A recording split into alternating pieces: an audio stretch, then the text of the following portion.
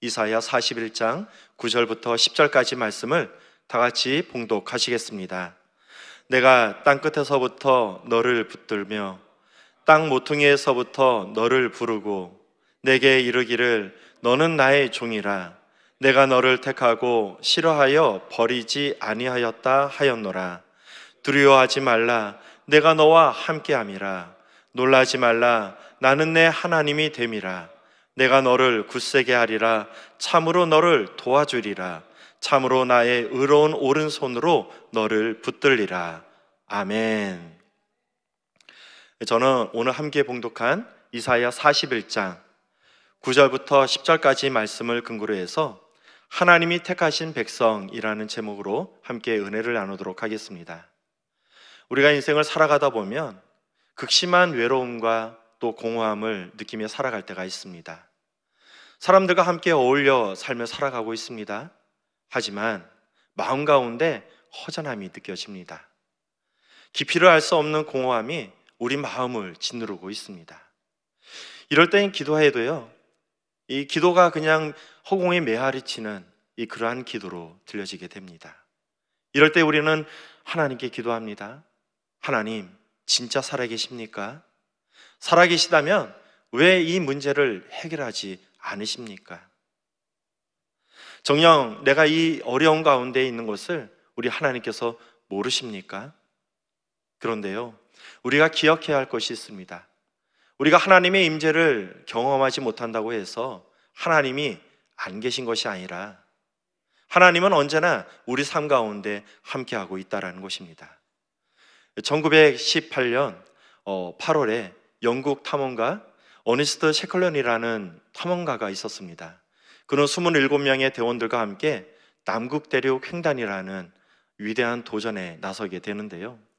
그런데 출발한 지 몇 달 지나지 않아서 그 배는 유빙 속에 갇히게 되고 배는 침몰하게 됩니다. 극적으로 탈출했던 셰클런은 대원들과 함께 모여서 이런 이야기를 했다고 합니다. 우리 포기하지 맙시다. 우리는 결코 버려진 것이 아닙니다. 그는 매일같이 그 추위 속에서 함께 모여 하나님을 향해 기도했습니다. 하나님, 우리를 버리지 마시옵소서. 당신의 손으로 우리를 구원해 주시옵소서. 그 기도는요, 눈보라 속에서 흩어지는 그러한 기도 같았습니다. 하지만 위기가 닥칠 때마다 하나님의 도우심을 경험하게 되었습니다. 폭풍우가 몰아쳐서 방향 감각을 잃어버리게 되었습니다. 자, 그럴 때마다 바람이 잦아들어서 나아갈 길이 열리게 되었고요. 그 폭풍 가운데서도 식량이 잃어버리지 않고 잘 챙길 수 있도록 은혜를 베풀어 주셨습니다. 몇 달이 지나고 셰클런은 이제 결단하는 시간이 다가오게 되었습니다. 믿음으로 앞으로 전진해 나아갈 것인가? 아니면은 자신이 가지고 있는 그 작은 조각배를 가지고 도움을 요청하러 떠날 것인가? 그때 셰클런은 작은 배를 타고 몇몇 대원들과 함께 도움을 요청하러 떠나가게 됩니다. 남극 바다는 만만치가 않았습니다. 계속적으로 불어지는 폭풍우 사옥에서 그는 앞을 향해 나아가게 되었고요. 집지보다도 높은 이 파도를 뚫어가면서 결국 1500km나 떨어져 있는 사우스 조지아 섬이라는 곳에 도착하게 되었습니다. 그래서 그곳에서 구조를 요청하게 되었고 단 한 명의 사상자도 발생하지 않은 채 무사히 귀환하게 되었습니다. 그는 훗날 이런 고백을 했다고 합니다. 그 폭풍과 혹독한 추위 속에서 우리는 혼자가 아니었음을 분명히 느꼈습니다. 비록 눈에는 보이지 않았지만 하나님은 분명히 우리의 삶을 붙들어 주셨습니다. 오늘 이사야 41장은요, 이 바벨론의 포로로 끌려간 이스라엘 백성들을 향한 이 하나님의 메시지가 담겨져 있습니다. 그들의 나라는 망했습니다. 정든 고향은 빼앗겼습니다. 바벨론의 포로가 되어서 그 어떤 소망도 희망도 붙들 수 없는 절대 절망의 위기 가운데 있었습니다. 그래서 그들은 생각했습니다. 이제 모든 것이 끝났구나. 하나님마저 우리를 버리셨구나. 사랑하는 성도 여러분, 우리가 인생을 살아가다 보면요, 오늘 이스라엘 백성들이 경험했던 이러한 것들이 우리 삶 가운데 임할 때가 있습니다. 사망의 음침한 골짜기를 지나갈 때가 있다는 것입니다. 열심히 노력하며 살아왔습니다. 하지만 계속되어지는 실패와 좌절 속에서 우리는 낙심하게 되고 절망 가운데 삶을 살아가게 됩니다. 그때 하나님께서 말씀하십니다. 우리 이사야 41장 9절 말씀 우리 함께 합독하시겠습니다. 내가 땅끝에서부터 너를 붙들며 땅 모퉁이에서부터 너를 부르고 내게 이르기를 너는 나의 종이라 내가 너를 택하고 싫어하여 버리지 아니하였다 하였노라. 아멘. 하나님께서 말씀하십니다. 내가 너를 택하였다, 싫어하여 버리지 아니하였다 말씀하시고 계시는 것입니다. 비록 그 어떠한 소망을 붙들 수 없는 절대 절망의 시간 가운데 있다 할지라도, 그래서 하나님의 인지하심을 경험할 수 없다 할지라도 하나님은 우리를 결코 버리시지 않겠다 말씀하고 있는 것입니다. 자, 그렇다면 우리 하나님께서는 어떻게 우리 삶을 붙들어 주시는 것일까요? 오늘 말씀을 통해 함께 알아보도록 하겠습니다. 첫 번째 살펴볼 말씀인데요, 하나님이 부르셨습니다. 함께 따라해 보실까요? 하나님이 부르셨습니다. 아멘. 누구나 인생을 살아가다 보면 끝이라 느껴지는 순간을 맞이하게 됩니다. 앞이 보이지가 않습니다. 그 어떠한 소망도 그 어떠한 희망도 품을 수 없습니다. 모든 것이 무너져 버린 세상, 그래서 더 이상 물러설 수 없는 절망의 끝자리. 성경은 그 절망의 끝자리를 땅끝이라고 부르고 있습니다. 오늘 이스라엘 백성들은 나라를 잃어버렸습니다. 이 삶을 지탱해 주던 성전도 불타버렸습니다. 하나님의 백성이라는 정체성도 이제 흔들리게 되었습니다. 그래서 그들은 이제 모든 것이 끝났다라고 생각하고 있습니다. 보이는 환경은 절망입니다. 그럼에도 불구하고 소망을 가지며 살아갈 수 있는 것은 무엇일까요? 그것은 전능하신 하나님께서 함께 하시기 때문입니다. 이사야 41장 10절 말씀 우리 함께 합독하시겠습니다. 두려워하지 말라, 내가 너와 함께함이라. 놀라지 말라, 나는 내 하나님이 됨이라. 내가 너를 굳세게 하리라. 참으로 너를 도와주리라. 참으로 나의 의로운 오른손으로 너를 붙들리라. 아멘. 중국계 미국인 데빗 린이라는 목사님이 계십니다. 그분은 중국에서 지하교회를 섬기시면서 이 성경을 번역하셨던 분이십니다. 그런데 어느 날 공안에 붙잡혀 가서 무려 18년 동안 감옥에 갇히며 삶을 살아가게 되었습니다. 처음에는 담대했습니다. 하지만 시간이 지나면서 그의 믿음이 조금씩 흔들리기 시작했습니다. 하나님, 저에게 왜 이런 일이 일어났습니까? 도대체 왜 나를 도와주지 않으십니까? 그의 마음속에는 버려졌다라는 깊은 공허함이 찾아오게 되었습니다. 자, 그런데 어느 날 하나님께서는 뜻밖의 이 사건을 통해서 함께 하시다는 것을 알려주십니다. 함께 복역하고 있었던 이 동료 한 분이 이 찬송가 한 구절을 이 종이에다가 기록해서 그 목사님에게 전해 주었던 것입니다. 그 말씀을 붙들고 목사님은 한없이 울며 하나님께 기도했다고 합니다. 주님, 당신은 여전히 여기에 계셨군요. 그리고 훗날 이런 고백을 하십니다. 나는 믿음을 잃어버린 줄 알았습니다. 그러나 하나님은 나를 잊지 않으셨습니다. 그분은 감옥벽 안에서도 나를 붙들어주고 계셨습니다. 하나님은 우리가 있는 그 자리에서 우리의 삶을 붙들어 주십니다. 그것이 절망의 깊은 감옥이라 할지라도, 다시 일어설 수 없는 실패의 자리라 할지라도 하나님은 절망의 그 땅끝에서 우리의 삶을 붙들어 주시는 것입니다. 그리고 그 자리에서 새로운 일을 행하리라 말씀을 주십니다. 우리 이사야서 43장 9절부터 10절까지 말씀 다 함께 합독하시겠습니다. 보라, 내가 새 일을 행하리니 이제 나타날 것이라. 너희가 그것을 알지 못하겠느냐? 반드시 내가 광야에서 길을, 사막에 강을 내리니 장차 들짐승 곧 승냥이와 타조도 나를 존경할 것은 내가 광야에서 물을, 사막에서 강들을 내어 내 백성 내가 택한 자에게 마시게 할 것임이라. 아멘. 사랑하는 성도 여러분, 혹시 이 자리에 땅끝에 서 있다라고 생각하는 분 혹시 있지 않으신가요? 아픔 보이지 않고 그 어떤 소망도 붙들 수 없는 절망의 깊은 골짜기를 지나가고 있는 분 혹시 있지 않습니까? 여러분 기억하시기 바랍니다. 우리가 생각하는 땅끝, 이 땅끝은 결코 끝이 아닙니다. 우리가 생각하는 땅끝이란 하나님께서 새 일을 행하시는 시작점에 불과한 것입니다. 사도 바울이 고백합니다. 우리 고린도후서 5장 17절 말씀 같이 합독하시겠습니다. 그런즉 누구든지 그리스도 안에 있으면 새로운 피조물이라. 이전 것은 지나갔으니 보라 새 것이 되었도다. 아멘. 하나님께서 부르시고 우리에게 새 일을 행하시리라 말씀하고 계십니다. 새 일을 행하실 우리 하나님을 믿음으로 바라보며 나아가는 저와 여러분 되시기를 주님의 이름으로 축복드리겠습니다. 자, 두 번째로 살펴볼 말씀인데요, 하나님이 함께 하십니다. 함께 따라해 보실까요? 하나님이 함께 하십니다. 아멘. 자, 우리 마음 가운데 두려움이 찾아올 때가 있습니다. 여러분, 우리 삶 가운데 언제 두려움이 찾아오는 것일까요? 그것은요, 혼자라는 생각이 들 때, 아무도 나를 도와줄 수 없다 느껴질 때 우리 마음 가운데 두려움이 찾아오게 됩니다. 오늘 이스라엘 백성들 나라가 망했습니다.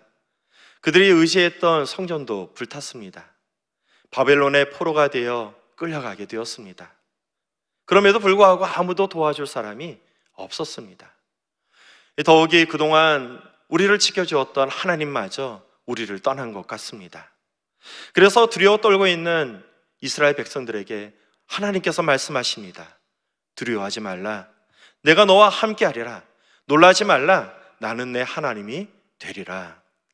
하나님이 이스라엘 백성들에게 왜 두려워하지 말라 말씀하시는 것일까요? 그것은 더 이상 두려워할 필요가 없기 때문입니다. 왜냐하면 전능하신 하나님께서 함께 하실 것이기 때문입니다.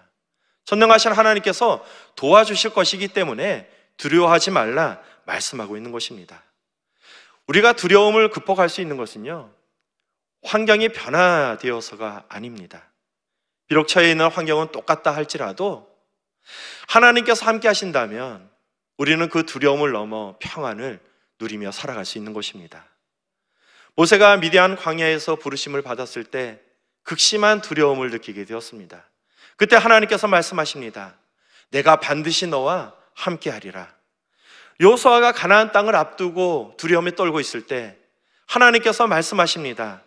내가 내게 명령한 것 아니냐. 강하고 담대하라. 두려워하지 말며 놀라지 말라.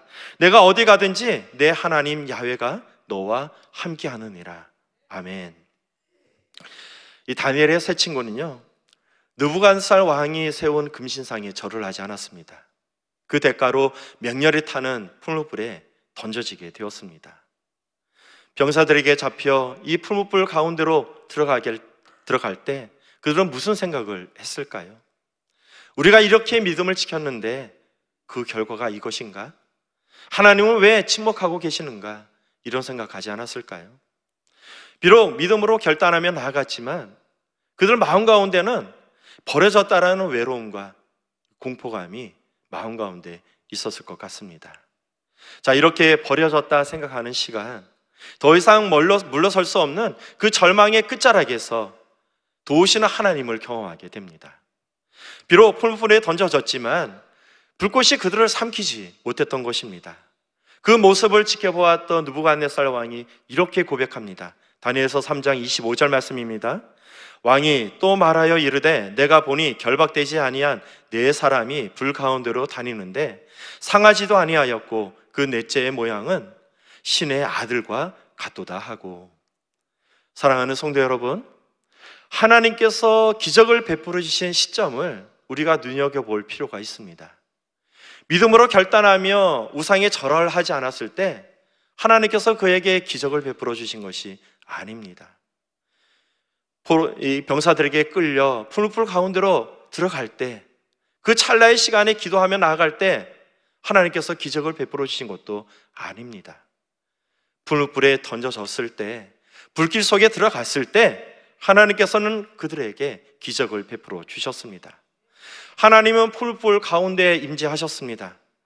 이 불길 앞에서는 침묵하는 것 같았지만 불 속에 그들이 들어갔을 때 하나님께서는 그들을 결코 홀로 내버려 두지 않으셨습니다. 오늘날 우리도 마찬가지입니다. 우리가 믿음을 지키려 하며 나아갈 때 오히려 큰 고난을 맞을 때가 있습니다. 때로는 그 고난 가운데 하나님께 부르짖어 기도해도 응답 없는 하나님을 만나게 될 때도 있습니다. 하지만 기억하시기 바랍니다. 그 시간들은 하나님께서 버리신 시간이 아니라는 것입니다. 왜냐하면 하나님이 우리를 택하셨기 때문에 끝까지 우리와 함께 해주시기 때문입니다. 우리 시편 94편 14절 말씀 합독하시겠습니다. 야훼께서는 자기를 백성을 버리지 아니하시며 자기의 소유를 외면하지 아니하시리로다. 그러므로 우리는 그 어떠한 상황 가운데서도 결코 두려워할 필요가 없습니다. 부물불 같은 절망이 우리를 삼킨다 할지라도 하나님께서 우리를 지켜 보호해 주시기 때문입니다. 우리 이사야 41장 10절 다시 한번 합독하시겠습니다. 두려워하지 말라, 내가 너와 함께함이라. 놀라지 말라, 나는 내 하나님이 됨이라. 내가 너를 굳세게 하리라. 참으로 너를 도와주리라. 참으로 나의 의로운 오른손으로 너를 붙들리라. 하나님을 의지하시고 기적을 체험하며 나아가는 저와 여러분 되시기를 주님의 이름으로 축원드리겠습니다. 자, 마지막 세 번째로 살펴볼 말씀인데요, 하나님이 우리의 삶을 영원토록 붙들어 주십니다. 함께 따라해 보실까요? 하나님이 우리의 삶을 영원토록 붙들어 주십니다. 아멘. 자, 우리는 하나님이 도와주신다라는 것을 잘 알고 있습니다. 자, 그런데요, 그 도움에는 유통기간이 있다 생각하며 살아갈 때가 많이 있습니다. 그동안 신앙생활 하면서 수많은 기적을 체험하며 여기까지 왔습니다. 도우시는 하나님을 경험하게 되었고요, 또 인도하시는 하나님을 경험하며 이 자리까지 왔습니다.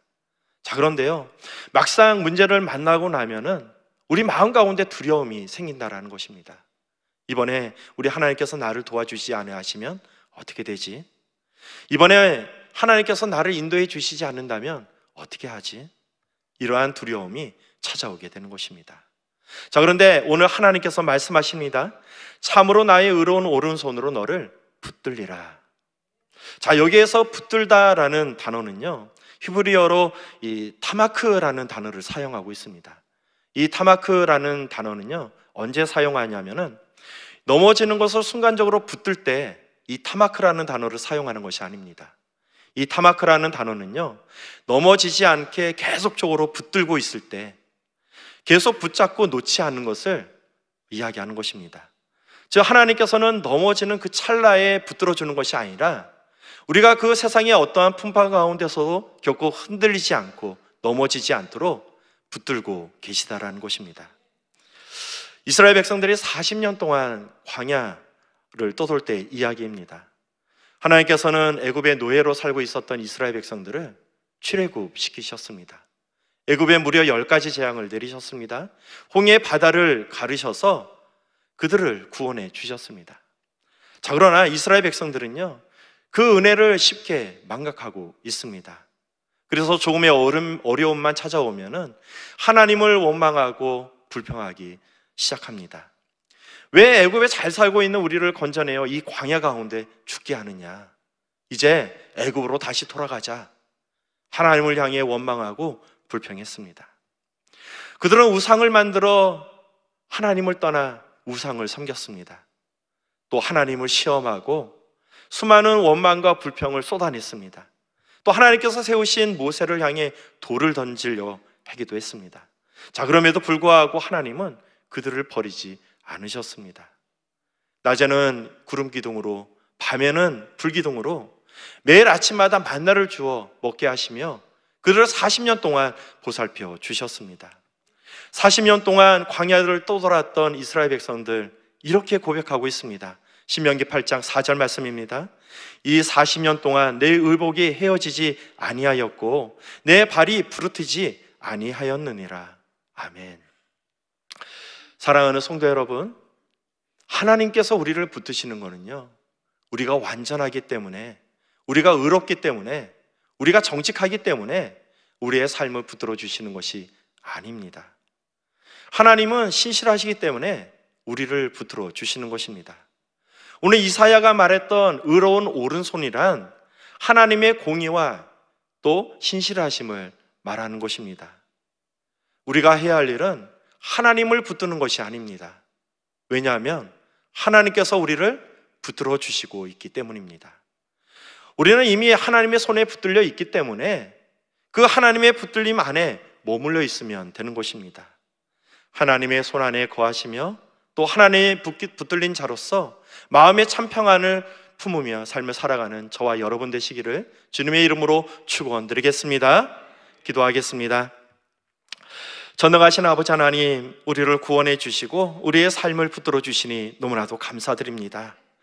그 어떠한 절망 가운데 우리가 낙심하지 않고 또 소망을 품으며 삶을 살아갈 수 있는 것, 그 우리 하나님께서 함께 하시기 때문입니다. 전능하신 우리 하나님께서 우리의 삶을 붙들어 주시기 때문입니다. 이제 문제보다 크신 하나님을 바라보게 도와주시고 이제는 아버지 하나님 또 소망을 마음에 품으며 삶을 살아갈 수 있도록 인도하여 주시옵소서. 그로 말미암아 우리 하나님의 큰 기적을 체험하며 나아가는 우리가 되게 하여 주시옵소서. 요즘 정치가 너무나도 어지럽습니다. 이 어지러운 정치 아버지 하나님 빨리 또 회복될 수 있도록 인도하여 주시고 우리 위정자들 위로 하나님을 두려워하는 자들 되게 도와주셔서 이 나라를 잘 이끌어 나갈 수 있도록 인도하여 주시옵소서.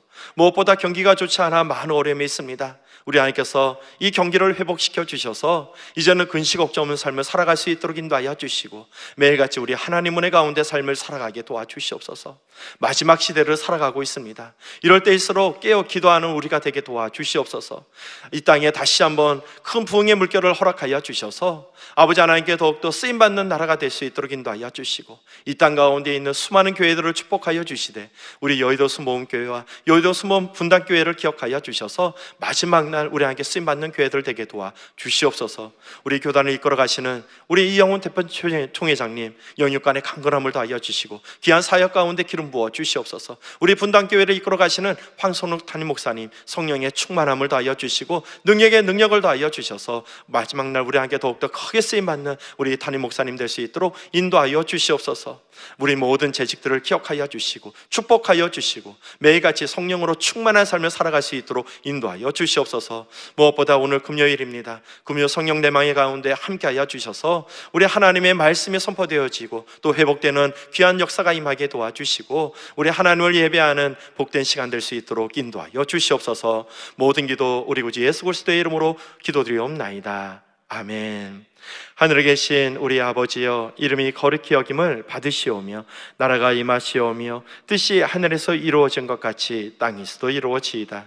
오늘 우리에게 일용할 양식을 주시옵고 우리가 우리에게 죄 지은 자를 사하여 준 것 같이 우리의 죄를 사하여 주시옵고 우리를 시험에 들게 하지 마시옵고 다만 악에서 구하시옵소서. 나라와 권세와 영광이 아버지께 영원히 쌓옵나이다. 아멘. 귀한 말씀을 허락하신 우리 하나님께 영광의 박수 올려드리겠습니다. 자, 이 시간 우리 하나님께 기도하는 시간입니다. 나라와 민족을 위해서 함께 기도해 주시고 우리 여의도 수모음교회와 이영훈 대표총회장님 귀한 사역을 위해서 함께 기도하도록 하겠습니다. 또 우리 여의도 수모음 분당교회와 황성욱 담임 목사님 귀한 사역을 위해서 기도해 주시고 교회 재직들과 또 주의 종들과 또 선교지에서 열심히 선교 사역을 감당하고 있는 우리 선교사님들을 위해서 함께 기도하도록 하겠습니다. 성령 충만을 위해서 또 가지고 오신 각자 문제를 놓고 우리 주여 삼창하시고 뜨겁게 기도하도록 하겠습니다. 주여, 주여, 주여.